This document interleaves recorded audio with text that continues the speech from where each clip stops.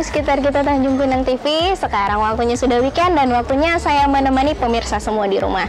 Nah, sekarang saya akan jalan-jalan nih ke Pulau Penyengat. Untuk warga Tanjung Pinang pasti udah nggak asing sama yang namanya Pulau Penyengat. Pulau yang memiliki nilai sejarah yang ada di Kepulauan Riau. Nah, gimana ya kira-kira pariwisata Pulau Penyengat di masa new normal kali ini? Yuk ikutin saya jalan-jalan kali ini.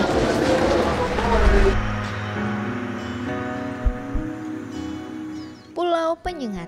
Untuk masyarakat Kepulauan Riau, khususnya kota Tanjung Pinang, pasti sudah tidak asing lagi ya guys dengan pulau yang satu ini. Pulau yang menjadi ikon pariwisata dengan segudang legenda sejarahnya. Sebuah pulau kecil di kota Tanjung Pinang berjarak sekitar 2 km dari pusat kota. Pulau ini berukuran panjang sekitar 2000 meter dan lebar 850 meter. Pulau ini dapat ditempuh dari pusat kota Tanjung Pinang dengan menggunakan perahu bermotor atau lebih dikenal dengan pompong yang memerlukan waktu tempuh sekitar 15 menit.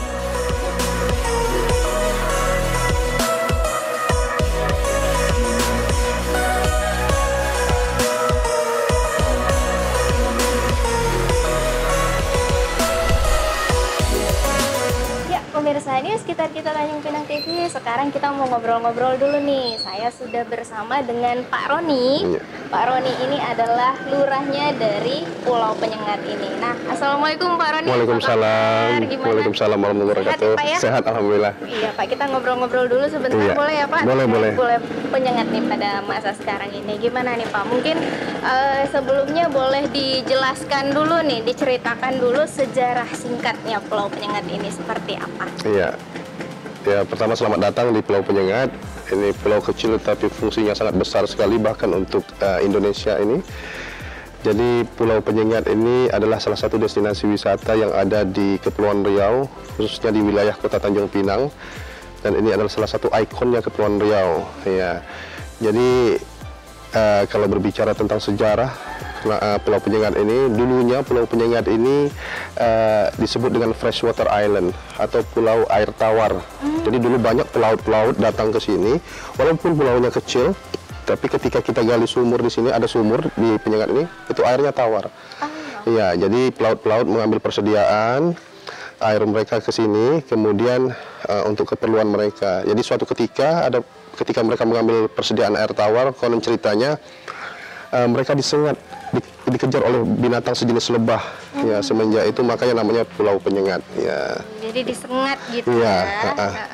Nah, jadi kita kan semua tahu nih ya, khususnya untuk warga Tanjung Pinang umumnya itu Pulau Penyengat ini kan menjadi ikon pariwisata yang ada di Kepulauan Riau. Itu kenapa itu tuh Pak? Iya, karena salah satu destinasi wisata religi yang ada di Kepulauan Riau yang paling menonjol adalah Pulau Penyengat. Kenapa? Karena dulunya kita adalah di bawah Kesultanan Riau Lingga Johor Pahang. Jadi korelasinya, hubungannya dengan negara luar, khususnya negara tetangga Malaysia dan Singapura, Penyengat ini mempunyai kekuatan yang sangat besar sekali. Ya, karena di sini di pulau ini tempat pusatnya yang di Pertuan Muda. Artinya basis pertahanan ada di sini pada saat Kesultanan Riau Lingga Johor Pahang. Dan di sini bukan tanggung-tanggung, ada dua pahlawan nasional yang ada di sini, salah satunya Raja Haji Fisabilillah dan Raja Ali Haji. Ada pahlawan nasional maritim dan pahlawan nasional di bidang bahasa. Ya. Dari keseluruhan yang ada di Pulau Penyengat yang menjadi pariwisata ikonnya dari Penyengat ini, mungkin bisa disebutkan ada apa aja nih? Iya, jadi ikon kita ada sebenarnya destinasi wisata di sini, ada situs sejarah, 46 situs cagar budaya, dan salah satu yang menonjol adalah yang kita sekarang berada, ini adalah Masjid Sultan Riau, Pulau Penyengat. Ini salah satu masjid yang sangat bersejarah. Masjidnya merupakan salah satu ikon yang ada di Pulau Penyengat ini, bahkan ikon Kepulauan Riau. Ya, kalau orang dulu berbicara, ada juga dulu bahasanya kalau datang ke Tanjung Pinang belum sampai ke Pulau Penyengat, belum sampai berarti ke Tanjung Pinang. Iya. Tapi ada satu lagi bahasanya, kalau datang ke Pulau Penyengat belum mengunjungi salah satu makam Engku Putri, Raja Hamidah Engku Putri, nah itu belum sampai ke Pulau Penyengat. Karena pulau ini adalah pulau dulu ceritanya Sultan Mahmud Shah meminang istrinya, memperistrikan Engku Putri dengan memberikan mas kawin ataupun hadiah hadiah pernikahan itu sebuah pulau penyengat ini. Ya. Jadi pemilik pulaunya Engku Putri lah. Oke, tadi selain masjid, ada mungkin makam, ada apa lagi? Kita di sini banyak sekali situs cagar budaya. Ada namanya Balai Adat. Balai Adat ini di sana banyak atraksi yang dilakukan oleh Pok Darwis. Kemudian ada Istana Kantor. Ada namanya Engku Bili. Jadi banyak sekali situs-situs cagar budaya yang bisa dikunjungi dan bangunannya masih alami. Cuma dipoles sedikit-sedikit saja, dirawat oleh pemerintah. Namun situs-situsnya banyak sekali, dan selain situs ini juga ada beberapa paket wisata yang ditawarkan dari pihak Pok Darwis yang ada di Kelurahan Penyengat. Kita ada kelompok sadar wisata. Oke, boleh nanti ya saya sama ngobrol-ngobrol juga sama Pok Darwis. Pok Darwis Penyengat, pemirsa. Oke, Pak Roni, sekarang ini kan kita lagi dihadapkan di masa pandemi COVID-19 yang kita belum tahu nih kapan meredanya ya Pak ya. Gimana nih kondisi pariwisata Pulau Penyengat di masa pandemi ini nih Pak? Ya, kondisinya memang salah satu daerah yang terdampak terhadap pandemi COVID-19 ini adalah destinasi wisata. Kita tidak pungkiri dan memang Penyengat sangat terdampak sekali. Namun mensiasati itu semua, kita tetap terapkan protokol kesehatan. Jadi kita buka destinasi wisata ini dengan menjalankan protokol kesehatan sehingga tamu-tamu yang berkunjung ini merasa aman, nyaman, dan tidak ada keraguan-raguan bagi mereka yang berkunjung. Untuk pengunjungnya, apakah dibatasi yang ingin mengunjungi Pulau Penyengat ini Pak? Kita kondisi di lapangan kita tidak membatasi. Karena walaupun kita tidak membatasi, tetap volume pengunjungnya berkurang. Namun untuk menginisiasi keamanan yang ada di wilayah Kelurahan Penyengat ataupun Pulau Penyengat, dari awal pintu masuk kita sudah terapkan protokol kesehatan, dari pengecekan suhu, memakai masker, menjaga jarak, mencuci tangan. Jadi semua fasilitas destinasi wisata nanti kita para pengunjung akan menemukan tempat cuci tangan dan segala macam. Jadi kita terapkan protokol kesehatan itu untuk menjamin kunjungan destinasi wisata yang ada di Pulau Penyengat ini. Jadi pengunjung yang ingin berkunjung ke Pulau Penyengat nih untuk jalan-jalan masih bisa merasakan aman dan nyaman di masa pandemi ini. Oke, terakhir nih Pak, mungkin bisa dijelaskan singkat saja kenapa Pulau Penyengat? Iya, Pulau Penyengat ini adalah pulau yang bersejarah, namanya mendunia, dan nilai historisnya sangat tinggi sekali, baik di bidang kebudayaan, literasi, maupun di bidang sejarah keagamaan. Jadi intinya wisata, edukasi, dan religi bisa dilakukan di Pulau Penyengat. Dengan datang ke Pulau Penyengat, artinya kita melestarikan kebudayaan, kemudian membangun bangsa ini untuk menjadi lebih baik ke depannya. Ya.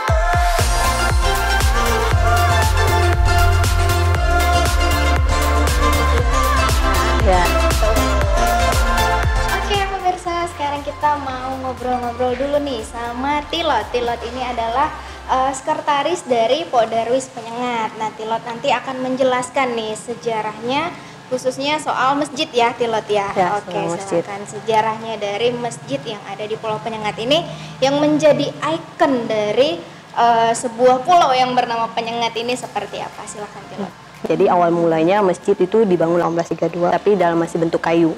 Nah, gitu. Masjid yang sekarang kita lihat yaitu Masjid Beton ini dibangun pada tahun 1824 pada masa yang di Pertuan Muda Raja Abdurrahman. Nah, beliau pada saat beliau memerintah ini masjidnya dibangun semegah ini Jadi mungkin kita pernah banyak orang mendengar kalau masjid ini dibuat dari putih telur. Iya. Nah itu saya juga menurut cerita dari masyarakat setempat, jadi masih konon ceritanya, sebenarnya tidak ada perencanaan dalam pembangunan masjid menggunakan putih telur.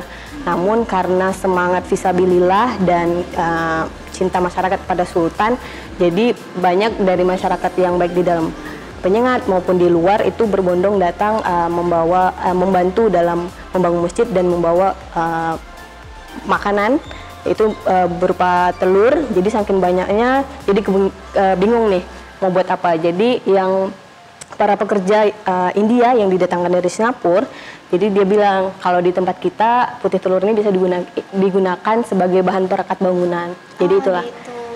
Asal muasalnya ya dulu menggunakan telur sebagai bahan perekat. Salah satu bahan untuk membangun masjid ini. Tapi itu kita belum dapat secara pasti kalau apakah bangunan ini memang betul digunakan putih telur. Tapi itu masih konon ceritanya. Oke, cerita sejarahnya. Oke, apalagi nih yang ada di masjid ini yang merupakan cerita-cerita sejarah atau mungkin peninggalan sejarah yang masih ada sampai saat ini? Nah, kalau kita lihat Masjid Raya Sultan Riau Pulau Penyengat ini dari arsitekturnya, dari bangunannya itu memiliki arti melambangkan sesuatu. Dari jendela itu kita punya 6 jendela, itu melambangkan rukun iman. Kalau pintu ada 7, itu melambangkan kalau kita pertama sekali buka Al-Quran, kita menemukan surat Al-Fatihah, jadi sebagai pembuka pintu. Nah, terus ada di sini 4 tiang utama di dalam, 1, 2, 3, 4 itu melambangkan, ada 2 versi yang bilang. Ada yang bilang melambangkan para sahabat Nabi, ada juga melambangkan 4 mazhab. Seperti itu. Apalagi nih kira-kira? Nah, terus ada kubah dan menara. Jumlah menara ada 4, kalau kubah ada 13. Jadi kalau kita jumlahkan ada 17 yang melambangkan jumlah rakaat sholat sehari semalam. Seperti itu. Nah, di sini juga terkenal sekali sama Al-Qur'annya nih, Tilot nih. Al-Qur'an yang ditulis tangan sendiri. Nah, itu boleh dijelaskan dulu gimana tuh sejarahnya? Nah, jadi pada masa dulu Sultan sangat memperhatikan tentang pendidikan masyarakat Pulau Penyengat. Jadi salah satunya peninggalan yang ada di sini yaitu Al-Quran yang bertulis tangan, yaitu tulis tangan dari masyarakat Penyengat sendiri, yaitu bernama Abdurrahman. Beliau disekolahkan oleh pihak kerajaan ke Mesir, jadi menuntut ilmu, kalau sekarang tuh kayak LPDP gitu loh Kak. Nah, tapi harus balik lagi ke Pulau Penyengat buat mengajarkan ilmu yang dia dapat kepada masyarakat.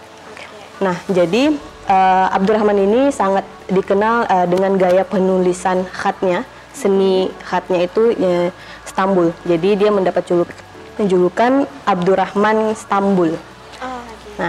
Nah, si Al-Quran ini selesai dituliskan pada tahun 1867. Seperti itu. Dan ini masih ada nih ya sampai sekarang. Masih ada sampai sekarang.